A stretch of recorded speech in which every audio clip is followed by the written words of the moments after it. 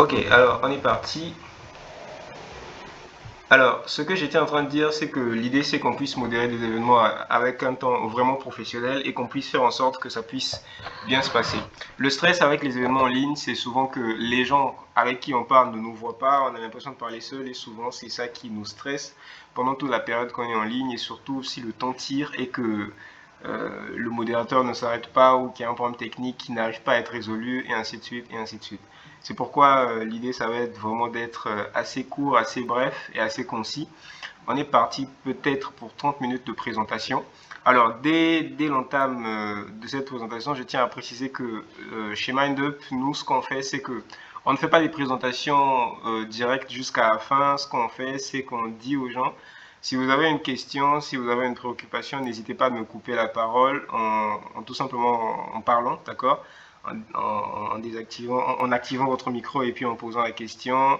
N'hésitez pas à m'arrêter si vous avez quoi que ce soit à dire ou alors en écrivant dans la barre du chat. D'accord?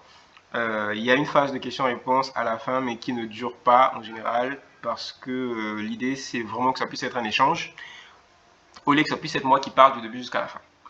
Donc, je compte sur vous pour pouvoir être avec moi durant tout le processus et réfléchir avec moi sur les concepts qui seront abordés aujourd'hui. Donc, comme je l'ai dit, on est sur 30 minutes de présentation. L'idée, c'est qu'on puisse aller assez vite et qu'on ne puisse pas trop perdre de temps, mais tout en délivrant, en tout cas, la qualité qu'il faut pour que la prochaine fois que vous ayez à diriger ou à prendre en charge la modération des webinaires, que ça puisse bien se passer. Alors, tout de suite, on va voir ce qu'on appelle donc les impératifs du modérateur. L'idée étant qu'on puisse voir avec vous, avant de pouvoir dire oui, moi je veux modérer l'événement, il faut qu'on puisse savoir donc comme ça quels sont les impératifs d'un modérateur. Un modérateur ne s'improvise pas. Il y a une certaine, on va dire, base qu'il faut que le modérateur puisse avoir à faire, une certaine base d'action que le modérateur va avoir à faire pour faire en sorte que il puisse être efficace dans le travail qu'il va faire. D'accord? Donc, ça va commencer par pouvoir s'informer au max sur l'événement. Donc, vous allez modérer un événement, il y a un prophète invité ou alors un expert éminent en la matière sur le thème, un thème donné va être invité pour pouvoir parler sur un thème. D'accord? Et c'est à vous de modérer l'événement de webinaire.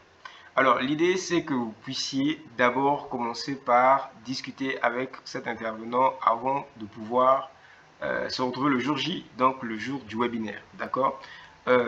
Comme j'ai l'habitude de dire, l'idée, c'est de pouvoir avoir une courte description ou alors une biographie courte de l'intervenant, histoire de pouvoir bien l'introduire quand il va venir donc sur la scène pour pouvoir parler et aussi surtout pouvoir demander la prononciation exacte de son nom.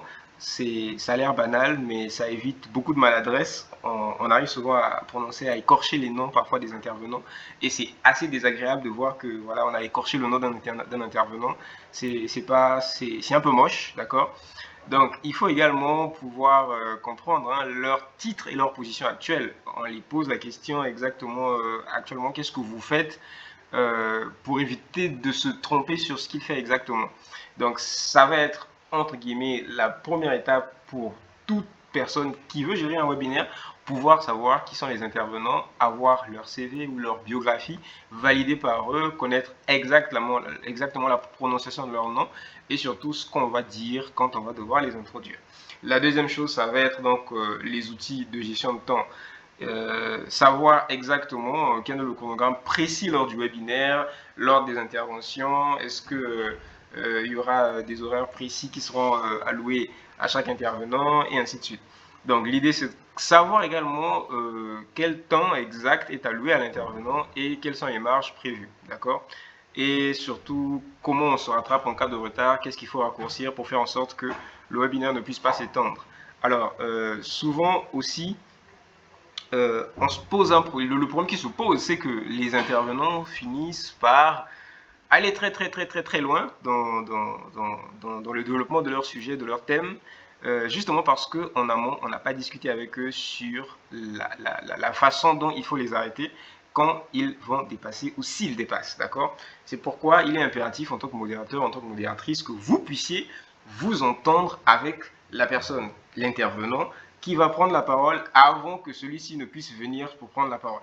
Parce que s'il vient pour prendre la parole alors que vous n'avez pas discuté avec lui sur une façon de l'arrêter au moment où il a débordé, au moment où il est allé trop loin, ça va être difficile après de pouvoir activer votre micro pour dire monsieur l'intervenant, voilà, ça fait un gêne qui est assez complexe parce qu'on est sur un webinaire, on n'est pas en face où vous pouvez lever la main, lui faire un signe, c'est assez complexe, d'accord?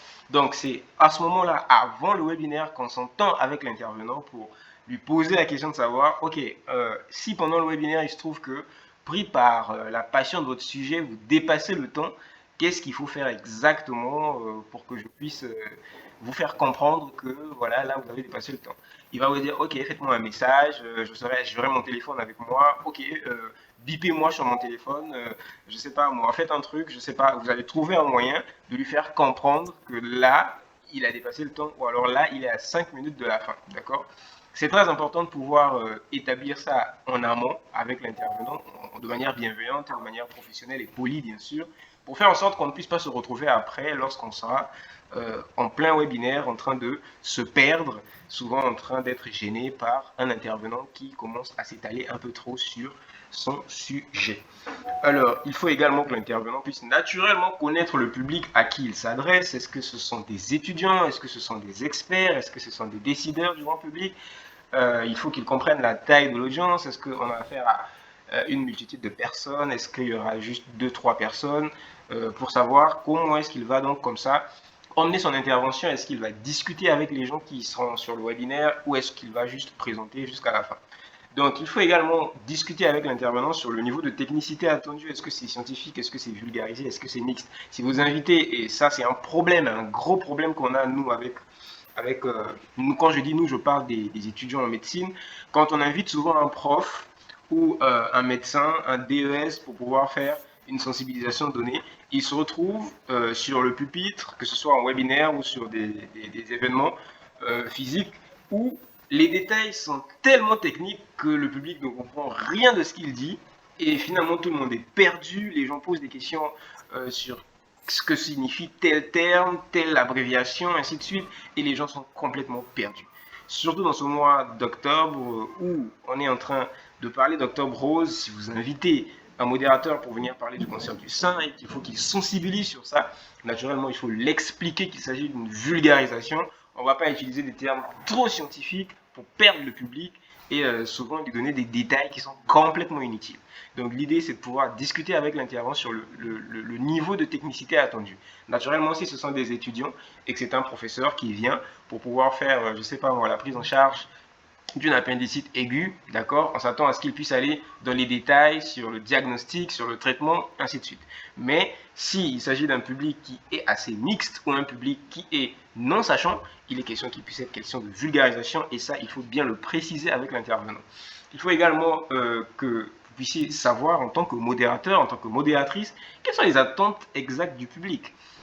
Juste disclaimer, avant de faire ce webinaire, quand on est venu pour me dire qu'il fallait que je puisse faire donc comme ça un webinaire sur comment faire un webinaire, je pensais que le problème était plutôt de comment retenir l'attention de l'auditoire pendant toute la durée du webinaire. Il a fallu que je pose la question de savoir, ok, quelles sont les attentes que vous avez? Et c'est en fonction de ça que j'ai compris que le problème, en fait, était au niveau de la modération du webinaire. Et c'est ça qui m'a orienté donc vers cette présentation qu'on est en train de suivre. Ce qui fait de cette question une question capitale et très importante. Il faut que le modérateur, la modératrice comprenne exactement quelle est l'attente du public et puisse transmettre cette attente à l'intervenant. C'est très important de pouvoir le savoir. Alors, pas seulement tout ce qui est connaissance du public, mais aussi, surtout, tout ce qui est logistique et tout ce qui est technique. Est-ce que l'intervenant, son matériel marche bien? Et surtout quand il s'agit d'un webinaire, toujours,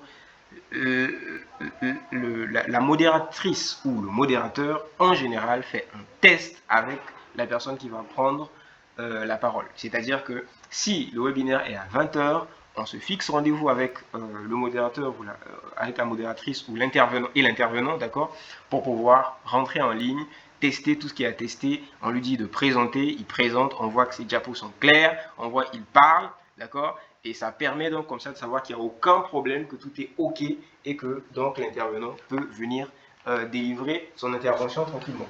Alors, ces petits tests sont anodins, mais croyez-moi, ça change beaucoup de choses et tout défaut de communication entre vous et l'intervenant vraiment se fera sentir, comme j'ai l'habitude de le dire, sur l'événement. D'accord? Donc, il faut également vérifier la disponibilité des supports, voir les slides à l'avance. S'il a une vidéo qu'il va faire passer, il faut tester en avance. Il ne faut pas qu'il se retrouve en train de tester une vidéo. Pendant que le webinaire a déjà commencé, les gens sont là, ils testent la vidéo, le son ne passe pas. Et après, ça devient gênant, les gens sont fatigués, les webinaires ont un taux d'engagement qui est très sensible, les gens finissent par appuyer sur le bouton rouge qui le regarde très facilement et par partir parce que voilà, c'est pas intéressant qu'un intervenant puisse être là en train de chercher à activer son son de sa vidéo pendant 12 minutes et qu'on est là en train de l'attendre. C'est pas intéressant et souvent les gens finissent par s'en aller. Donc c'est tous ces paramètres qu'il faut prendre en compte lorsqu'il faut comme ça modérer un événement. Il faut contacter donc l'intervenant ou les intervenants et discuter avec eux sur toutes ces choses. Mais il faut aussi discuter lors des interventions. C'est important. Et surtout prévoir des transitions. Discuter avec lui sur ça, mais surtout dites-lui qu'avant ou après lui, il y aura telle intervention, telle intervention. Ça peut l'aider pour peut-être amorcer son message en fonction des gens qui vont parler avant lui ou amorcer son message en fonction des gens qui vont parler après lui. D'accord? Donc, en tant que modérateur, vous devez également avoir des transitions de prévues. Vous connaissez le chronogramme, vous savez qui va prendre la parole, vous connaissez les profils, vous avez leur CV, vous avez leur biographie, vous savez qui ils sont. Donc, vous savez dans quel regard est-ce qu'ils vont venir sur le sujet. Donc, prévoyez des transitions avant de vous retrouver en train de chercher les mots pendant que vous êtes sur place sur le webinaire. C'est l'occasion pour moi de dire que la modération, ça se prépare. On ne vient pas à un événement sans préparation pour espérer venir improviser. La modération d'un événement, ça ne se fait pas. En général, vous verrez que vous aurez tout le mal du monde. Et si vous le faites et que ça marche, c'est certainement que soit vous avez eu de la chance, soit vous êtes déjà expérimenté dans le sujet. Mais ce qui est sûr, c'est que la modération, ça se prépare. Prenez le temps de préparer des transitions, prenez le temps de savoir comment est-ce que vous allez introduire, quels sont les mots que vous allez utiliser. On peut introduire, de toute façon on va le voir tout à l'heure, par plusieurs manières, d'accord? Et donc, il faut également qu'il y ait un lien logique entre les intervenants. Ça, c'est à vous de le faire pendant que vous êtes en train de les introduire. Alors, il faut également avoir des questions préparées à l'avance pour chaque intervention, pour chaque intervenant, au cas où le public n'ose pas.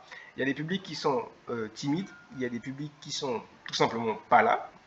Donc, il faut pouvoir préparer comme ça des interventions au cas où, des questions, pardon, autant pour moi, au cas où le public n'ose pas poser certaines questions et parfois juste poser des questions pour que le public puisse poser des questions. Ce qui se passe avec les événements en ligne, tels que les webinaires, c'est que je peux avoir une question, mais je vais attendre que l'autre puisse poser sa question avant que je puisse poser la question, tout simplement parce que je ne veux pas être la première personne à poser la question. Et ça, c'est courant dans les webinaires. Souvent, même quand on dit est-ce que quelqu'un a une question, est-ce que quelqu'un a... Non, tout le monde se tait parce que personne ne veut prendre la parole premier. Donc, en général, c'est au modérateur de pouvoir briser la ligne, de pouvoir briser la glace et faire en sorte que les personnes puissent se sentir à l'aise de pouvoir parler. Alors, il faut également donc avoir une mini-biographie improvisable de chaque intervenant. Si jamais il y a un problème de slide, un problème de timing, voilà, ça donne quelque chose comme, voilà, en attendant que Monsieur Dedi puisse retrouver son slide, sachez qu'il est également fondateur de Mindup Academy, qui aujourd'hui a formé environ 70 personnes déjà en art oratoire et développement personnel, et ainsi de suite, et ainsi de suite. Ah, c'est bon, il a retrouvé, ok. Alors nous sommes arrêtés au moment où Monsieur Dedi disait, Monsieur Dedi, la parole est à vous, merci de continuer. Et ça, c'est ce qui est improvisable quand on est directement déjà sur le webinaire et que il y a eu un problème.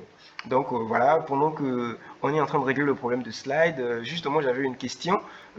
Pensez-vous réellement, vous public, que voilà, telle chose puisse être en faveur de voilà. Donc ça, ce sont des questions de réserve qu'on garde pour meubler en cas de silence ou en cas de problème technique. À savoir aussi que le silence dans les webinaires, c'est un véritable poison parce qu'il fait en sorte que les gens puissent s'en aller. Alors, il faut également avoir un plan B si un intervenant est absent ou en retard. C'est très important. il faut souvent, dans ce genre de cas, préparer un débat, ouvrir des questions et puis discuter avec les gens qui sont là, leur donner la parole. Les gens aiment bien parler, donc du coup, si on les pose des questions ouvertes, ils vont faire en sorte de combler le trou pendant que l'intervenant est en train d'arriver. C'est extrêmement important de pouvoir le comprendre.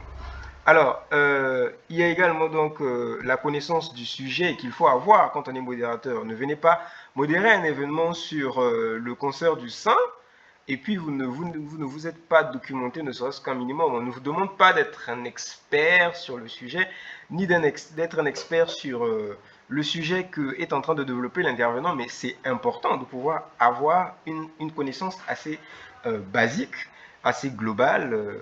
Aujourd'hui, c'est assez facile de trouver de l'information via ChatGPT, via Gemini, et ainsi que beaucoup d'autres intelligences artificielles. Donc, vous n'avez pas à être un expert, mais au moins essayer de savoir comment rebondir si jamais comme ça, voilà, il y a un problème, que vous puissiez être capable d'avoir assez de ressources pour comprendre les questions, les reformuler, ou alors pour pouvoir assimiler et faire une synthèse brève de ce que l'intervenant a dit pendant qu'il parlait.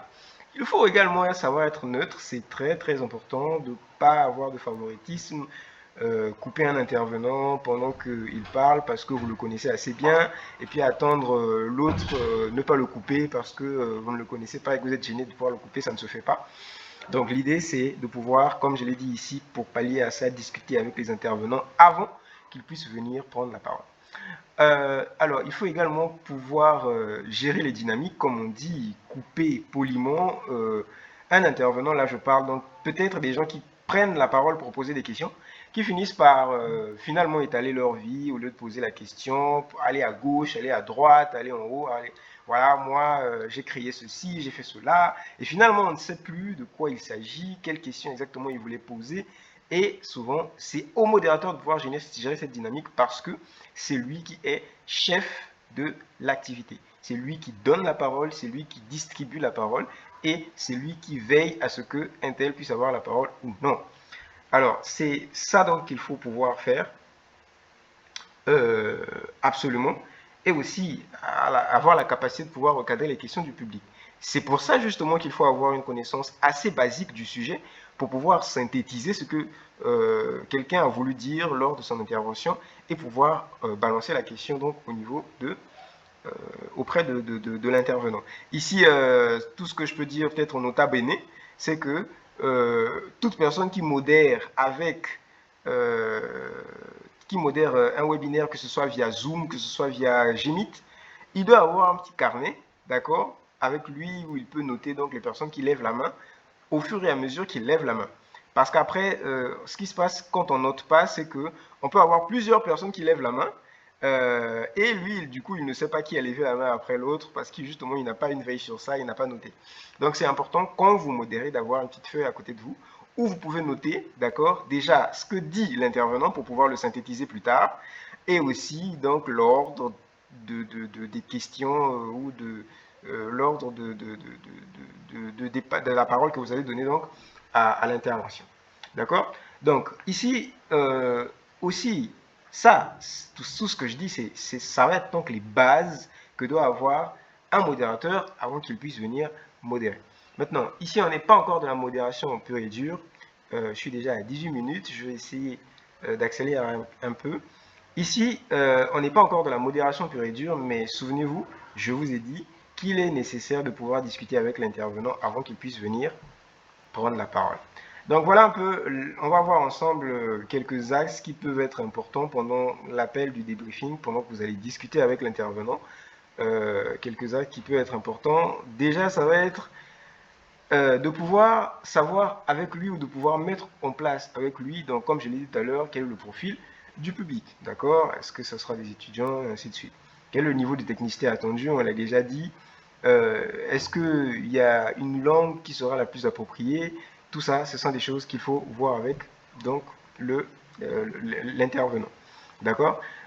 Savoir avec lui combien de temps il a besoin, je l'ai dit tout à l'heure. Et puis, préférez-vous être prévenu 5 minutes avant la fin de votre intervention. C'est souvent le cas, c'est souvent ce qui se fait, c'est que 5 minutes avant l'intervention, voilà, on peut lui faire un petit message, on peut le biper, on peut, je sais pas, lui faire un petit signe via WhatsApp qu'il est à 5 minutes de la fin de son intervention. Et à partir de là, il sait qu'il doit aller vite, qu'il doit synthétiser, et ainsi de suite.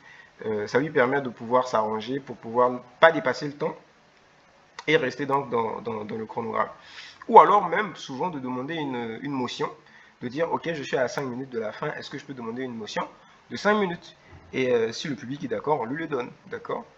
Et aussi, surtout, il faut demander d'emblée à l'intervenant est-ce qu'il veut que la session de questions-réponses puisse être directe ou via le chat. Donc, quelques autres axes aussi qui sont utiles au débriefing, ça va être de pouvoir savoir est-ce qu'il utilise un PDF, est-ce qu'il utilise un PowerPoint. Mais de toute façon, tout ça, ça sera réglé lors du mini-test que vous allez faire avec lui avant la connexion, pour savoir si son matériel est OP, que son son est bon, que son visuel également est bon, dans les cas où on est sur Zoom et qu'il y a un visuel, d'accord? Ça lui permet de voir même lui-même aussi si tout est OK, d'accord? Et aussi s'il compte projeter une vidéo ou une animation. Ça, c'est très important parce que souvent le son ne marche pas, donc il faut faire un petit paramétrage pour que ça puisse passer. Donc c'est très important. Il faut aussi savoir s'il a des contraintes particulières. Est-ce qu'il a besoin du silence? Est-ce que les micros peuvent être allumés? Est-ce que lui-même, là où il est, il a des difficultés techniques qui peut être, par exemple, la connexion n'est pas bonne, par exemple, son micro a un problème. Et dans ces cas-là, lui proposer une solution qui pourra l'aider avant de se retrouver comme ça le jour du webinaire est en train de voir que l'intervenant a un problème de micro ou un problème de connexion et ainsi de suite. Donc, il faut également aussi lui demander si il souhaite que vous puissiez rappeler une consigne particulière au public, par exemple, ne pas être sur les réseaux sociaux, ne pas interrompre pendant la discussion, contrairement à moi qui souvent aime être interrompu, ou alors est-ce qu'il a des besoins spécifiques à mentionner. Donc, voilà un peu pour l'appel de débriefing quand on discute avec donc l'intervenant. Maintenant, venons-en à l'animation propre de la séance. Alors, ici, l'idée, ça va être de pouvoir comprendre que quand vous animez une séance de webinaire, votre voix est plus importante que les diapos que vous êtes en train de présenter. Certes, les diapos seront importants, il faut que ce soit assez joli à voir, il faut que ce soit assez plaisant à regarder. Excusez-moi. Excusez-moi, j'ai envie de vérifier quelque chose. Est-ce qu'en ce moment, sur l'écran, vous voyez animer la séance?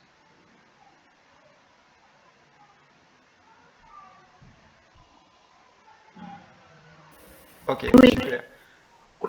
Alors donc là, j'en profite puisque je suis sur ça, de dire que pendant que vous animez un webinaire en général, il faut toujours être connecté sur un deuxième téléphone pour voir ce que vous projetez. C'est le cas avec moi. Donc vraisemblablement, c'est le téléphone que j'utilise qui a un problème, qui est resté sur une autre affichage. Je me suis déconnecté, je me suis reconnecté et c'est bon. Donc j'étais en train de dire que lorsque vous animez une séance, ce qui est le plus important, c'est la voix. Votre voix compte plus que le visuel que vous allez projeter. Et certes, le visuel, il doit être attrayant.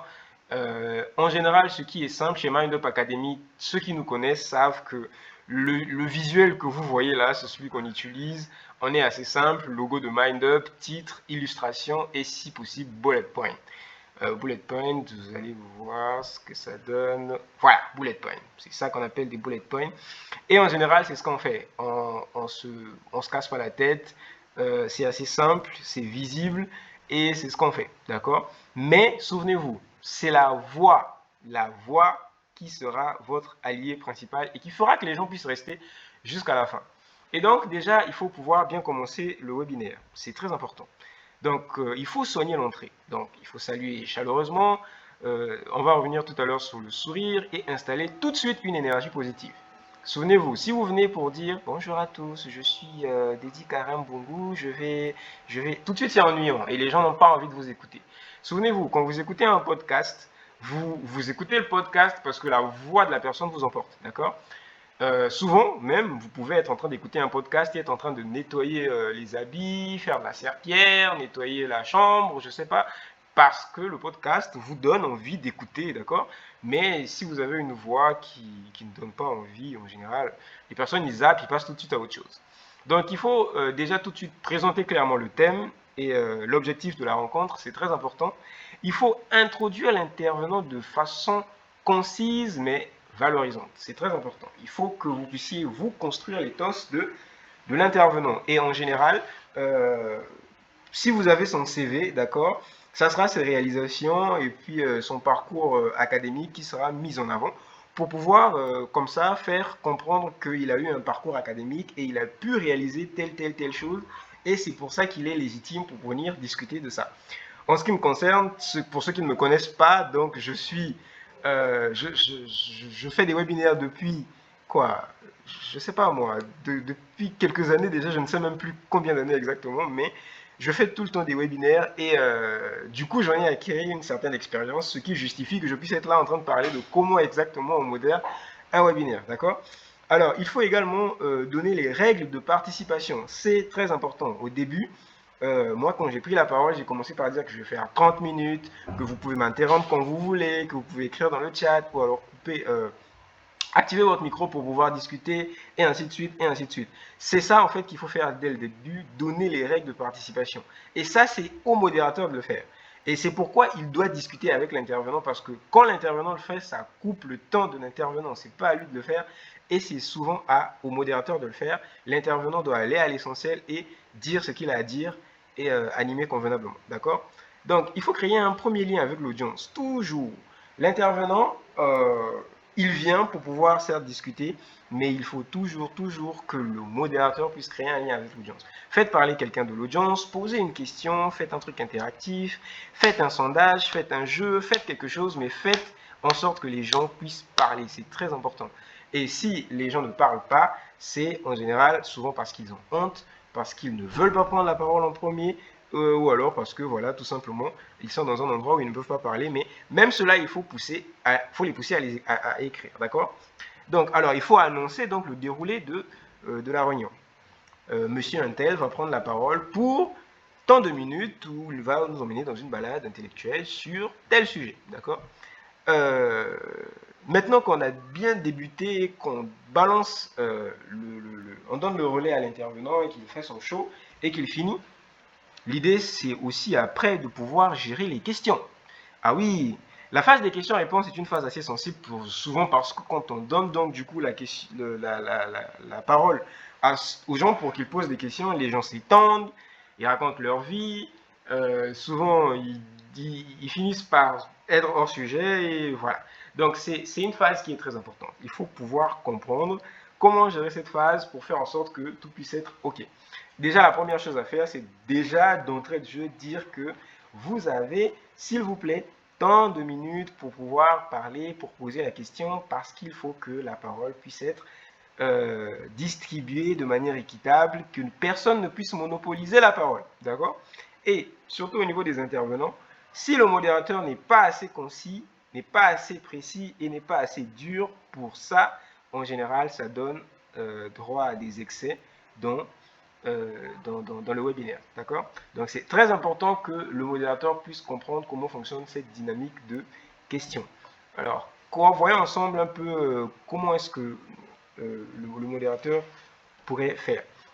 Déjà, avec les questions, il faut comprendre que les questions structurent donc le rythme et la dynamique du webinaire. Là, je parle bien sûr des questions que le modérateur pose et à la fois des questions que les intervenants ou les participants du webinaire posent. D'accord? Les questions permettent d'éclairer les zones floues. Et quand vous ne posez pas de questions, la zone floue, elle reste floue parce que justement, vous n'avez pas posé la question. Donc les questions, c'est important. Aussi, elles captent l'attention de l'auditoire. Quand c'est le modérateur qui pose les questions, finalement, ça augmente l'engagement parce qu'ils restent et veulent écouter le point de vue des autres qui sont dans le webinaire. D'accord? Il faut aussi pouvoir poser les questions à l'auditoire pour pouvoir les impliquer. D'accord? Et le genre de questions souvent qu'on pose, c'est soit si c'est pour les impliquer, ça va être qui parmi vous a déjà été confronté à ce problème.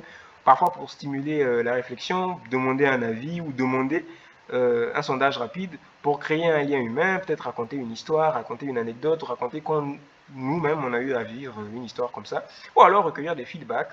Voilà, j'ai eu à aimer telle partie, telle partie, telle partie.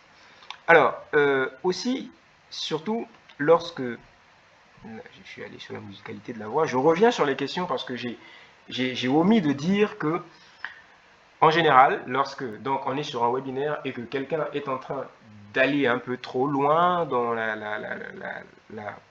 la question qu'il pose, donc ce que fait le modérateur, c'est que il va comme ça accompagner la personne dans ce qu'il dit pour faire volte-face tout de suite, synthétiser sa question et la balancer au niveau de l'intervenant. Ça donne quelque chose comme ça. Maintenant, nous allons passer à la phase des questions-réponses. Est-ce que quelqu'un a une question? Et voilà, il y a une main qui se lève. Oui, monsieur Dédi, allez-y, posez votre question. Et monsieur Dédi va se mettre à dire bonjour à tous, je suis très fier d'être parmi vous, ça me fait très plaisir, vous savez, je n'étais pas sûr que j'allais assister à ce webinaire, je suis venu juste par hasard et quand je suis monté, j'ai remarqué que c'était un très bon webinaire, bla bla bla bla bla bla bla. Finalement, ça fait 5 minutes qu'il parle, il n'a pas posé de question. Alors là, dans ce cas-là, on l'arrête tout de suite, on bloque, on active le micro, c'est-à-dire que le modérateur a ce droit-là, souvenez-vous que vous avez ce droit-là, de pouvoir arrêter quelqu'un qui pose une question et qui ne la pose pas pendant 5 minutes, pendant que... Voilà. Donc, l'idée, c'est juste de dire gentiment à la personne qu'il faut qu'il puisse poser la question pour faire en sorte qu'on puisse passer. D'accord? On peut utiliser des formules simples, comme par exemple, ou c'est très intéressant ce que vous dites, effectivement, c'est très intéressant. Alors, juste rappeler que les questions, c'est 1 minute, histoire de distribuer un peu plus équitablement la parole. Donc, est-ce que vous pouvez aller droit à la question, s'il vous plaît? Et il comprendra qu'il faut qu'il aille droit à la question. Et si il a entamé la question, mais qu'il est en train de s'étendre, c'est-à-dire qu'il y a des gens qui posent une question et ensuite restent là 5 minutes en train de justifier leur question, jusqu'à parfois répondre même à la question. Alors, ce genre de personnes, juste, il faut les accompagner dans leurs questions, c'est-à-dire, oui, effectivement, c'est une question très importante, c'est un enjeu très actuel qui pose beaucoup de problèmes. Moi, je me pose la question de savoir, monsieur l'intervenant, quel est l'élément de réponse que vous avez par rapport à ça? Du coup, là, je vais couper la parole et je vais remettre la parole à l'intervenant. L'intervenant prend la parole tout de suite et lui, du coup, il n'a plus la parole. Et c'est comme ça qu'on arrive à arrêter ce genre de personnes dans ces deux cas de figure.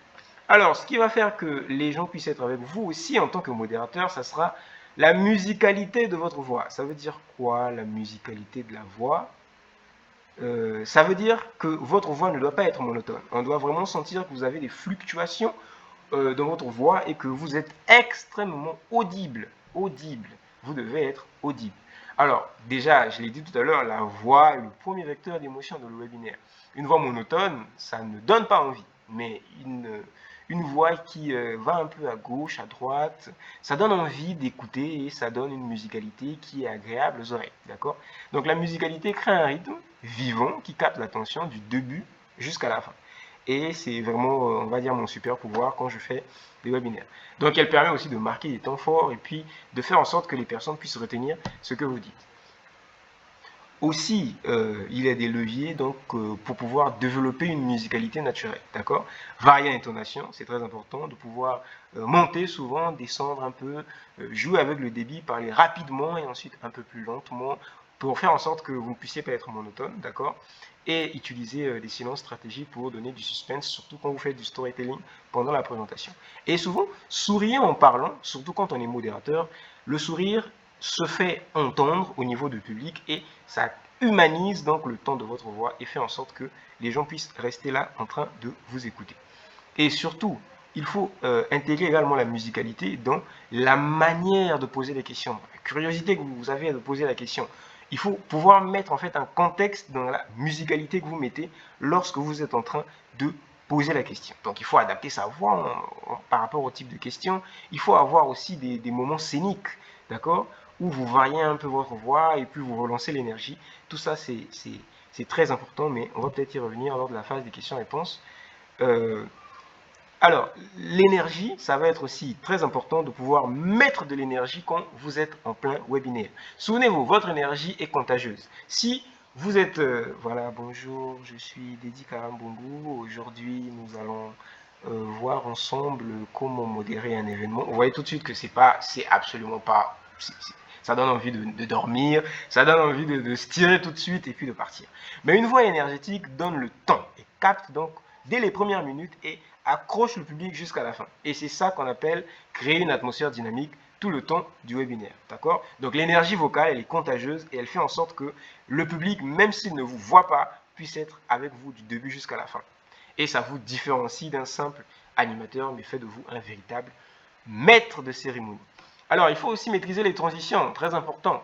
Il faut pouvoir maîtriser les transitions pour garder donc le fil et le flow, d'accord, pendant toute la période de votre modération.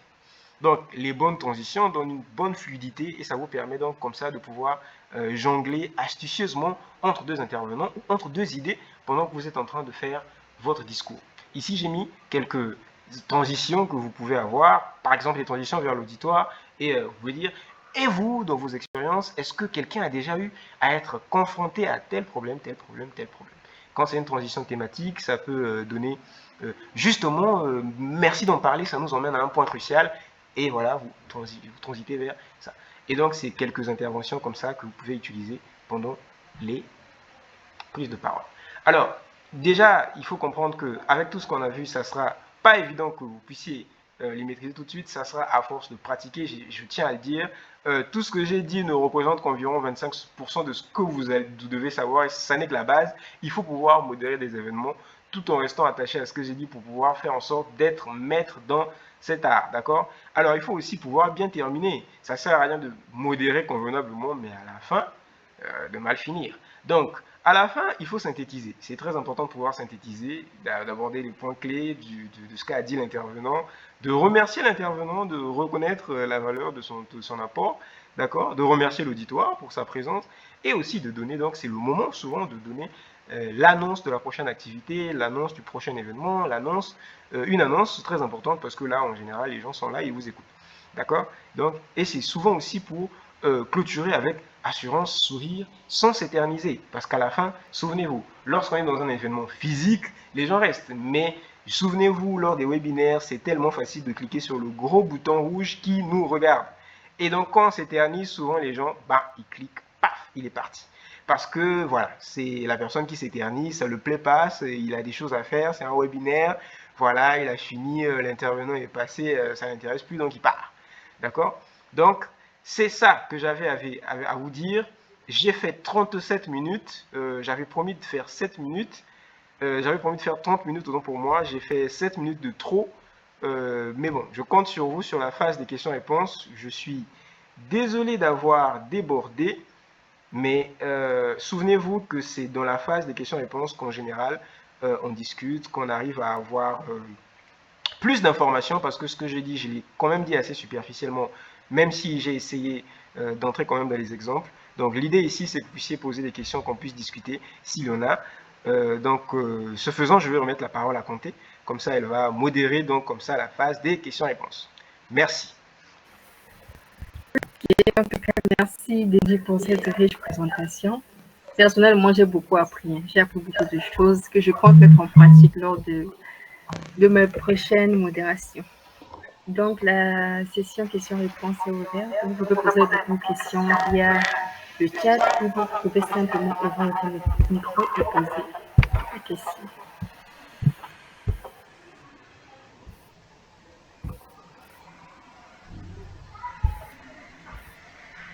Alors, personnellement, j'ai une question. C'est comment briser la glace? Comment briser la glace? Comment emmener les gens à parler? Ça, franchement, c'est...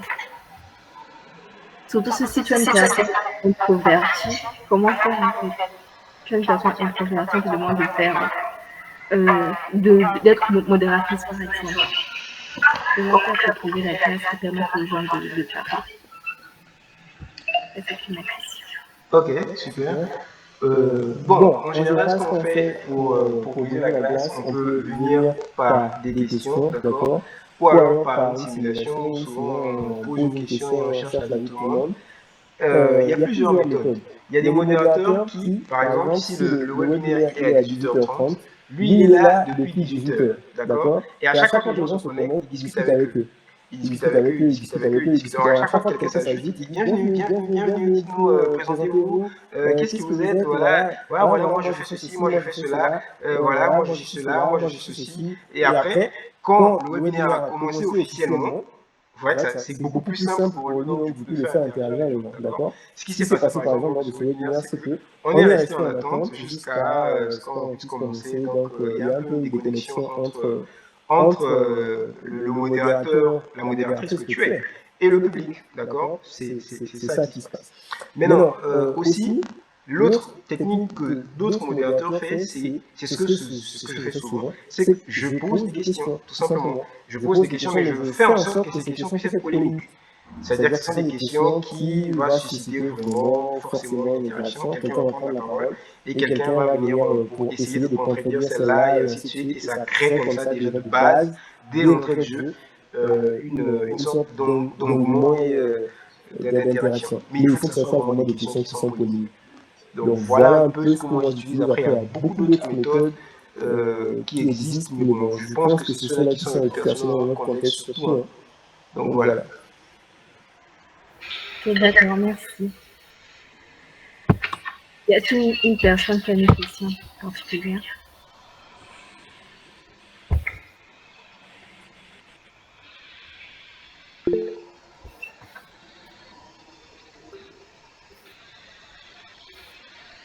Il y a une personne qui a levé la main. Vous avez la parole.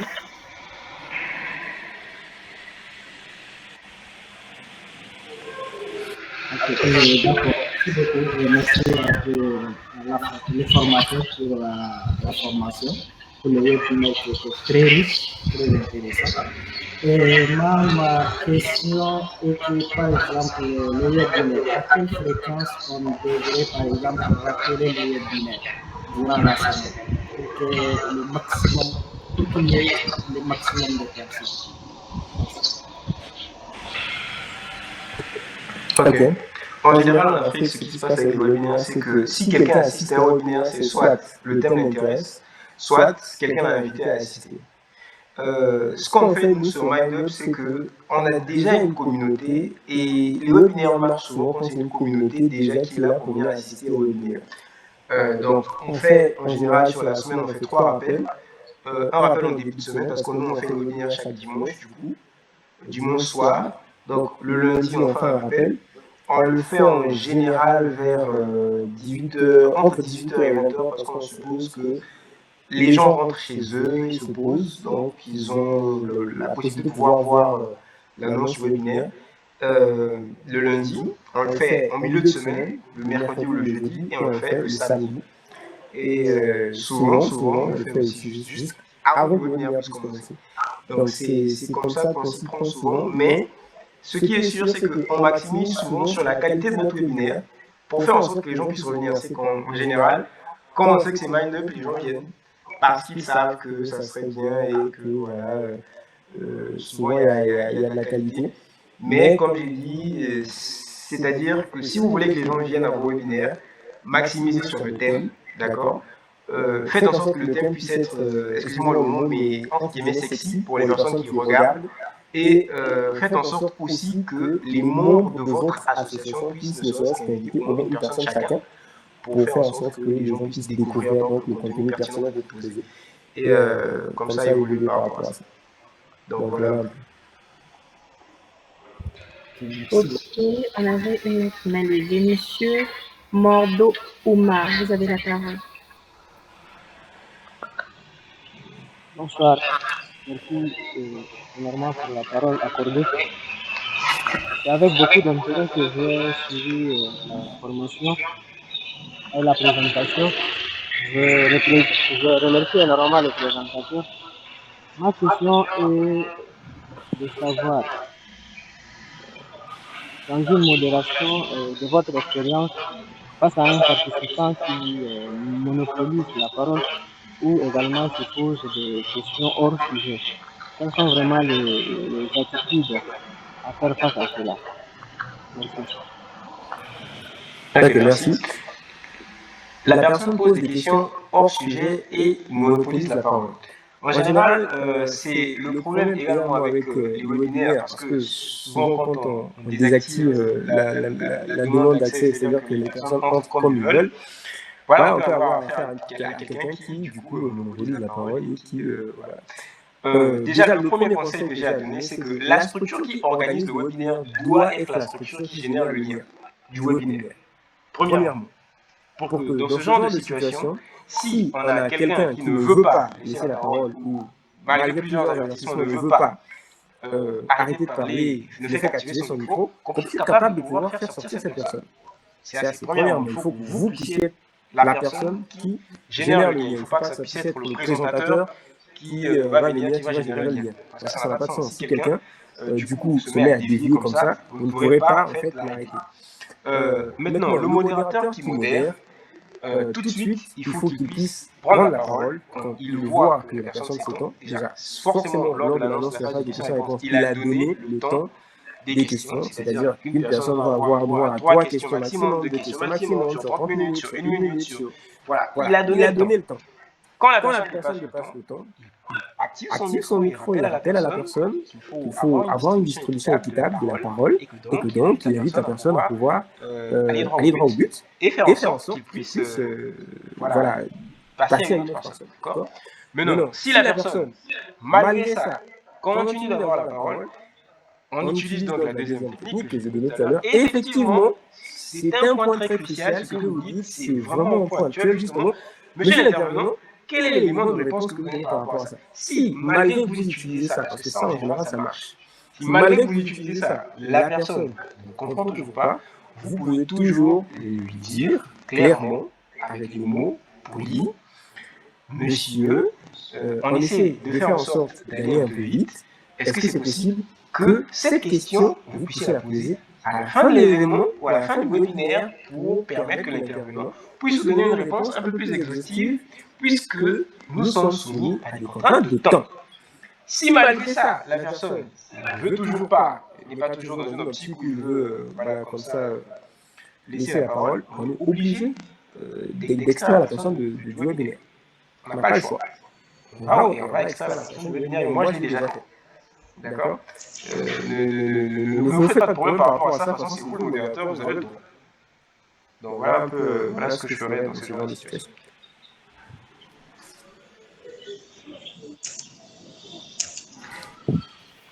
Merci. Est-ce que vous pouvez revenir au niveau du Japon,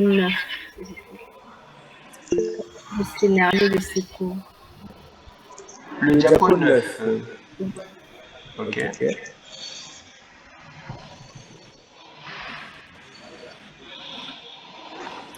Le 7, le 8 et le 9.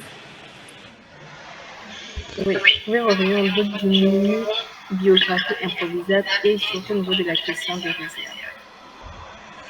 Ok. La mini biographie improvisable, c'est cette mini biographie que vous avez écrite qui vous permet, une fois qu'il y a un problème au niveau du webinaire, de pouvoir citer cette biographie. J'ai pris un exemple tout à l'heure quand je disais, supposons que pendant que je suis en train de présenter, paf, voilà, j'ai coupure d'électricité chez moi.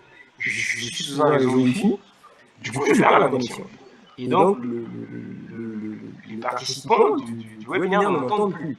Alors là, je peux être avec des données où, voilà, moi j'écris au modérateur ou à la modératrice, voilà, en fait j'ai coupure, je me connecte tout de suite, d'accord? Je suis en train d'essayer de rattraper ça. Et pendant ce temps, vous ne pouvez pas avoir un trou dans le webinaire, vous ne pouvez pas rester là en train de rien dire. Vous voyez que c'est assez gênant. Donc du coup, cette mini-biographie improvisée, ça donne quelque chose comme ça. Alors, ce qui se passe, c'est que M. Dédi a eu une contrainte au niveau de là où il est. Alors, je tiens à rappeler justement que M. Dédi organise des webinaires depuis 3 ans déjà, il est fondateur de Mind Academy, et que sa structure actuellement est en train d'offrir des formations, ceci, cela, gratuites.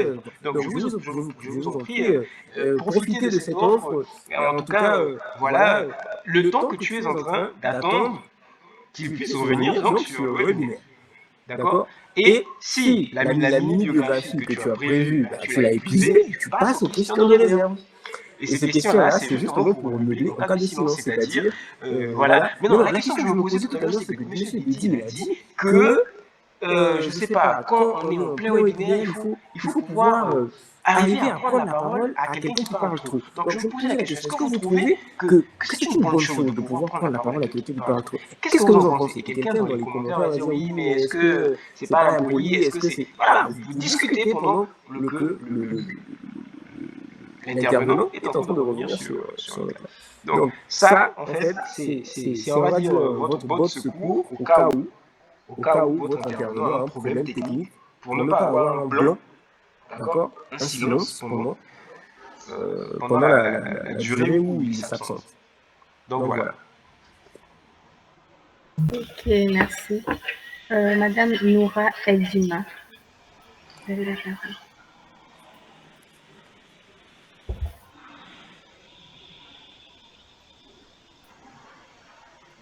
Allô, vous m'entendez?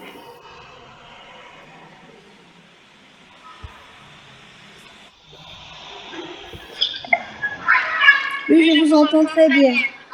Ok. Bonsoir à tous. Je suis Noura Eldima Bichara. Merci au formateur, M. Dedi, pour sa formation qui est très enrichissante. Personnellement, moi, j'en ai beaucoup appris. Alors, moi, j'ai une question. Je voudrais savoir qu'en plein webinaire, comment gérer les problèmes d'instabilité de connexion Internet en tant que modérateur? Allô? Oui, j'ai bien saisi la question, merci. D'accord. Alors, du coup, si on est en plein webinaire et qu'il y a un problème de connexion, c'est déjà que ça veut dire qu'on n'a pas fait de test avant. C'est en général le problème qui se pose. C'est comme je l'ai dit tout à l'heure, avant que l'intervenant puisse prendre la parole, souvent on fait un test, d'accord, pour voir si effectivement il est dans un endroit où il y a une connexion qui est stable et ainsi de suite. Mais si malgré ça, on se retrouve dans une situation où on est en plein webinaire, qu'il y a un problème de connexion chez lui, tout simplement, on utilise la mini-biographie improvisable, on pose des questions de réserve, et justement, après, juste sur le diapo qui est affiché à l'écran, il y a justement à la fin, j'ai mis plan B si l'intervenant est absent ou en retard. C'est-à-dire que là, c'est au pire des cas où l'intervenant se connecte, et c'est en train de durer plus de 10 minutes.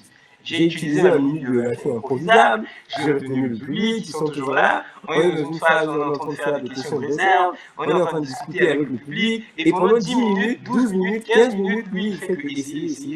Il va falloir peut-être penser là, soit lui dire de pouvoir reporter l'intervention, soit de pouvoir passer à l'intervenant prochain.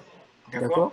Maintenant, si lui, l'intervenant, vous n'arrivez pas à trouver une solution avec lui, c'est-à-dire qu'il est dans un endroit vraiment où c'est pas possible, écoutez, trouvez un moyen de pouvoir reporter ça. Ça ne sert à rien de délivrer une intervention qui est bâclée et de se retrouver finalement avec, voilà, je sais pas moi, une intervention qui n'est pas trop ça, plutôt que de pouvoir dire au public, alors notre intervenant a des contraintes techniques qui est indépendante de sa volonté. Alors, pour aujourd'hui, nous pensons que nous allons nous arrêter là pour pouvoir prendre rendez-vous pour tel jour, pour prendre rendez-vous pour la semaine prochaine, pour pouvoir faire en sorte de pallier à ce problème et finalement délivrer notre intervention. C'est mieux plutôt que d'aller forcer les choses qui ne sont pas possibles. Maintenant, si le problème de connexion, on peut le résoudre, voilà, allez-y, résolvez-le. Mais souvent, les équipes d'organisation doivent être solidaires. Quand on a quelqu'un, on a un modérateur qui est en train de tout faire pour essayer de garder l'attention du public en instaurant un débat, voilà, il faut en général qu'il y ait un autre membre de l'équipe qui puisse se joindre à l'intervenant pour essayer de comprendre quel problème il a exactement. Maintenant, si c'est vous qui avez un problème, de connexion, j'ai presque envie de dire, est-ce que c'est pas mieux de pouvoir laisser quelqu'un d'autre le faire? Parce que le problème, c'est que si vous êtes modérateur et que vous avez un problème de connexion, c'est extrêmement grave. Vous êtes l'événement. Souvenez-vous-en. Le modérateur, il est l'événement. Si lui, il a un problème de connexion, l'événement en prend un coup. Parce que les gens, du coup, ils vont se souvenir de lui. D'accord? Donc, c'est un peu ça que j'ai comme élément de réponse par rapport à cette question. Merci. Il y a une autre personne qui a levé la main. Madame Denito Priscille. Bonsoir à tous, merci beaucoup pour la présentation. Ma question serait par rapport à la gestion de la transition d'un intervenant à un autre. Bon, personnellement, pour ma part, c'est un peu compliqué de faire cette transition-là. Bon, donc je sais, bon, voilà, c'est plus ça ma question. Donc, comment faire la transition d'un intervenant à un autre? Ok. Je vais essayer d'aller un peu plus vers la fin. J'ai mis des transitions. Alors, les transitions, déjà, ça se prépare. Ça, c'est la première chose que j'ai envie de dire. Les transitions ne s'improvisent pas. C'est possible que vous puissiez les improviser en plein webinaire, c'est possible, mais bon, je vous conseillerais vraiment de pouvoir les préparer.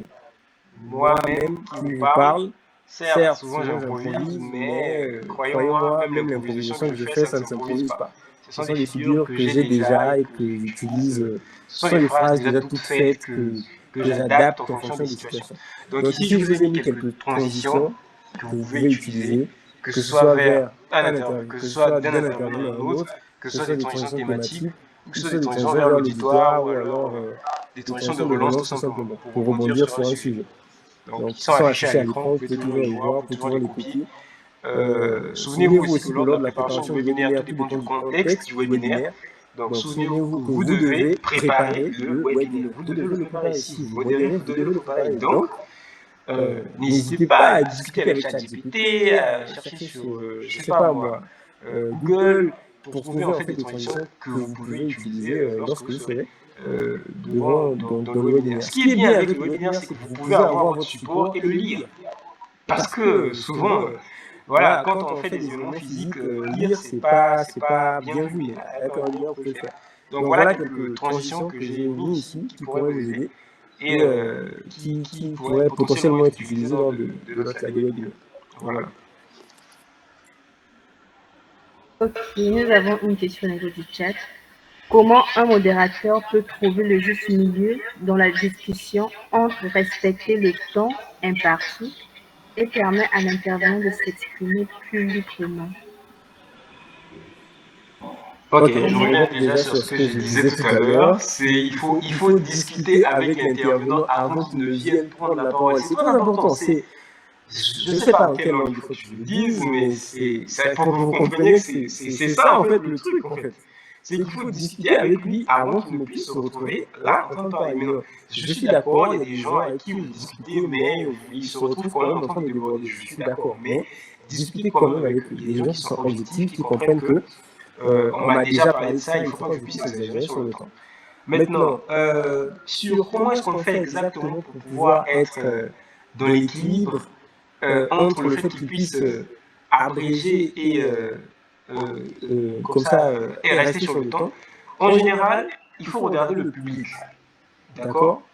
Dans un webinaire, ce n'est pas forcément évident. Mais si vous êtes une association, il y a forcément 2-3 personnes que vous connaissez. Essayez de les joindre, de leur demander est-ce que ce qu'il dit là, voilà, est-ce que le public est avec lui, parce qu'il y a des fois où l'intervenant parle beaucoup, mais le public aime ça. Parce qu'il dit quelque chose qui est important. Du coup, vous, si en tant que modératrice ou modérateur, vous venez dire, voilà, malheureusement, nous sommes soumis à des contraintes de temps, le public ne va pas vous aimer. Parce que vous êtes en train de venir accrocher du coup ce qu'eux, ils trouvent peut-être intéressant. Mais c'est vraiment au feeling. Si vous voyez que il est en train de s'étendre et que c'est pas vraiment important, je vais vraiment couper, si possible, envoyer un SMS, quand vous êtes convenu, quand vous avez discuté, je ne sais pas, essayez de l'appeler, je ne sais pas. Mais si vous voyez vraiment que ce qu'il dit est pertinent, que c'est vraiment quelque chose, que voilà, il faut le laisser parler jusqu'à ce que vous puissiez voir que vraiment la contrainte de temps vous oblige vraiment à arrêter. Et puis vous l'arrêtez. Mais ça dépend vraiment du public et de ce qu'il est en train de délivrer au moment même où il faut l'arrêter ou pas. Donc voilà un peu comment moi je ferais l'équilibre et que je fais l'équilibre même quand je modère, parce que je ne modère pas vraiment des événements en ligne, mais je suis plutôt en tant qu'intervenant en ligne. Quand il s'agit des activités physiques, je modère et c'est souvent ce que je fais. C'est vrai que c'est un peu plus facile là puisque j'ai les yeux des gens, donc je peux juger facilement si ce que l'intervenant dit est vraiment intéressant pour le public. Mais c'est ça la balance qu'il faut utiliser pour savoir si je l'arrête ou pas. Voilà. Merci. Y a-t-il quelqu'un qui a encore des questions, des préoccupations? Ok.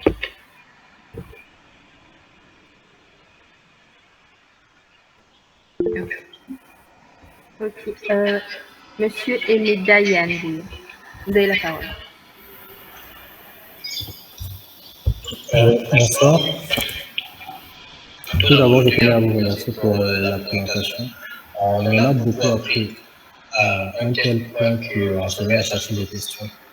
Et ma question était que si la personne est assez timide, c'est-à-dire la modératrice est assez timide pour pouvoir faire la transition, ou qu'elle a peur de pouvoir couper la parole à un intervenant qui a plus de temps que les autres. En ce cas-là, quelle serait l'attitude à adopter par rapport à ça? L'attitude à adopter quand vous êtes à quelle position exactement dans l'événement, dans le webinaire? Est-ce que vous êtes l'organisateur? Est-ce que vous êtes le président, je ne sais pas, de l'association? Parce que du coup, ce qui se passe avec les webinaires, c'est que c'est la modératrice qui donne le tempo. Si elle a peur, vous allez rester là. C'est ça le problème en fait.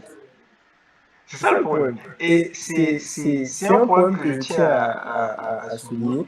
Si vous trouvez que vous êtes gêné de pouvoir couper la parole à un professeur ou de pouvoir appeler un professeur, plusieurs professeurs, est-ce que vous pouvez aller à la synthèse, puisqu'en fait nous sommes soumis à des contraintes de temps. Si vous ne pouvez pas le faire, ne modérez pas. Parce que du coup, vous pénalisez tout le monde. Vous pénalisez tout le monde et c'est pas agréable du tout. Le temps, c'est le temps, et si la modératrice ne peut pas le faire, il ne faut pas le modérer. Il ne faut pas modérer tout simplement. Parce que modérer, je vous assure que c'est vraiment être capable de pouvoir gérer efficacement le temps tout en restant poli et en restant bienveillant. C'est ça en fait qui est vraiment l'art même de la modération. Donc maintenant, si vous êtes dans la question qui vient de poser, président de l'association, appelez la modératrice. Il faut lui dire, écoute, il faut bien que tu fasses quelque chose, parce que là, il faut que l'appel s'arrête. Donc voilà.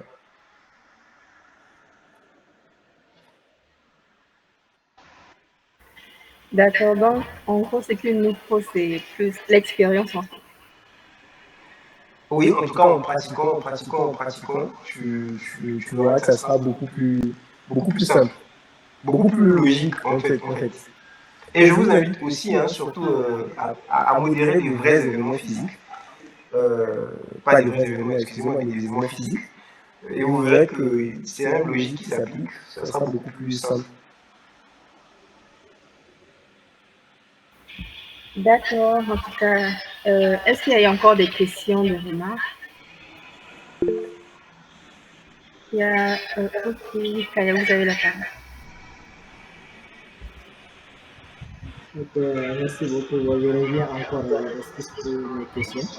Je voulais savoir, par exemple, à quel moment il faut rentrer en contact avec les modérateurs, en contact avec l'invité ou bien le formateur. Est-ce qu'il faut rentrer 48 heures avant ou bien les jours J?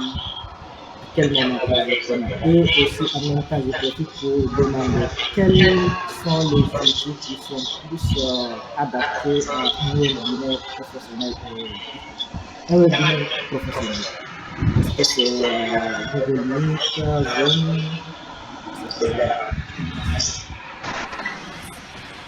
alors, pour la première question, à quel moment est-ce qu'il faut entrer en contact avec l'intervenant? Avant l'événement. Ça, c'est sûr, avant l'événement. Que ce soit un événement physique, que ce soit un webinaire, il faut entrer en contact avec l'intervenant ou les intervenants avant l'événement pour pouvoir avoir leur CV ou leur biographie, pour pouvoir savoir comment est-ce qu'on va leur présenter, est-ce qu'il y a des réalisations qu'ils ont faites, qu'ils souhaiteraient bien être, qu'ils souhaiteraient bien qu'on dise pendant leur présentation, quelles sont leurs contraintes techniques, est-ce qu'ils ont besoin de quelque chose en particulier. Il y a beaucoup de choses qu'il faut voir avec eux avant. C'est pour ça qu'il faut discuter avec eux avant. Et tout problème de communication avec eux avant l'événement va se faire ressentir pendant le webinaire ou pendant l'activité physique. Maintenant, concernant les outils qu'on utilise pour les webinaires, bon, en général, dans les milieux professionnels, on utilise Zoom. Pourquoi? Parce qu'en général, c'est des entreprises, ils n'ont pas de contraintes de connexion, ils n'ont pas de contraintes comment est-ce qu'on appelle ça, de budget. Donc, ce qui fait qu'ils peuvent utiliser Zoom, surtout la partie payante. Et Zoom est un très bel outil quand souvent on a affaire à une présentation FaceCam. C'est-à-dire que vous pouvez voir la personne qui présente. D'accord? Google Meet est beaucoup plus utilisé dans des sphères, j'ai presque envie de dire, non officielles ou informelles. parce qu'il demande une bande un peu moins consommante et souvent c'est accessible assez facilement. On peut aller jusqu'à, je pense, 100 personnes, si je ne me trompe pas, 300 personnes environ. Donc c'est assez simple, c'est assez facile d'accès. Et Zoom, c'est professionnel surtout parce que les personnes là-bas peuvent faire beaucoup d'autres choses, parmi lesquelles, je pense, ils peuvent, je pense, il y a des documents qu'ils peuvent consulter directement via Zoom et des histoires comme ça. Alors que sur Gmeet, souvent, c'est assez simple, c'est basique. Et il y a une phase de chat, les gens discutent et tout. C'est assez simple. Sur Zoom, vous pouvez mettre par exemple de la musique d'attente, pas sur Gmeet, même s'il y a des moyens de le faire. Mais j'ai toujours conseillé que ça puisse être sur Gmeet quand vous savez que vous n'avez pas forcément envie que les gens vous voient. D'accord? C'est pas nécessaire que vous puissiez aller sur Zoom si vous n'avez pas envie que les gens vous voient. Vous pouvez toujours rester sur Gmeet, ça marche très bien, tel que ce qu'on est en train de faire là. Donc voilà. Merci beaucoup. Y a-t-il encore des questions?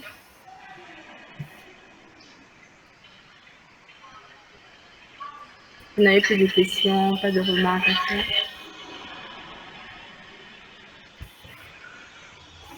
Ok. Donc, en tout cas, merci encore Dédi pour ce partage instructif. Je vais maintenant passer la parole à notre directeur exécutif qui va conclure cette séance. Ok, merci beaucoup, merci à la modératrice pour la parole. Je me présente au nom de Dr. Amin Bouchard. Donc, je suis CEO de Kaya Plus et nous travaillons avec l'équipe pour apporter ou bien pour apporter des produits nécessaires pour l'humanité. Donc, ça fait partie en tout cas de nos objectifs et dans ce cadre, nous avons invité notre formateur, M. Dédi, et vraiment nous vous remercions beaucoup pour la considération, pour l'accompagnement et aussi pour d'avoir accepté venir, malgré votre emploi très chargé, venir nous enseigner comment modérer une séance de webinaire. La formation initialement c'était ciblée uniquement pour les modérateurs de Kaya Plus, mais on a vu que ce n'est pas nécessaire de laisser aussi pour le grand public. Et dans la générosité des choses, même le formateur a accepté d'ouvrir la formation au grand public. Nous lui remercions aussi pour ça. Nous remercions aussi à notre modérateur et nous vous remercions aussi pour votre présence, votre dynamisme pendant la séance de la formation. Mais surtout, M. Dédi, merci vraiment encore. On a beaucoup appris. Moi, j'ai beaucoup appris. Normalement, c'était pour le modérateur, mais moi, j'ai beaucoup appris plutôt. Pour savoir à partir d'aujourd'hui à quel moment il faut contacter les invités, à quel moment il faut intervenir et tout. Et ça, vraiment, on vous remercie beaucoup. Donc, je remets la parole à la modératrice pour la conférence.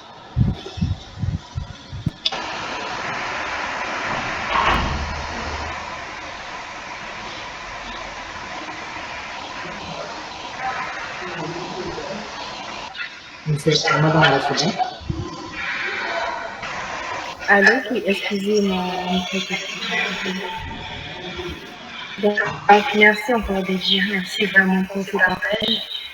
Merci infiniment à tous ceux qui ont été là, merci pour vos questions. J'espère que vous avez eu réponse à vos questions. Et Dédi, on espère t'inviter un jour pour nous assister pendant nos prochaines modérations pour voir un peu nos évolutions. Merci. Merci à vous. Effectivement, je m'excuse. Effectivement, on espère vraiment vous voir très prochainement aussi pour d'autres rendez-vous, en tout cas si ça ne vous gêne pas, pour d'autres rendez-vous, pour d'autres formations.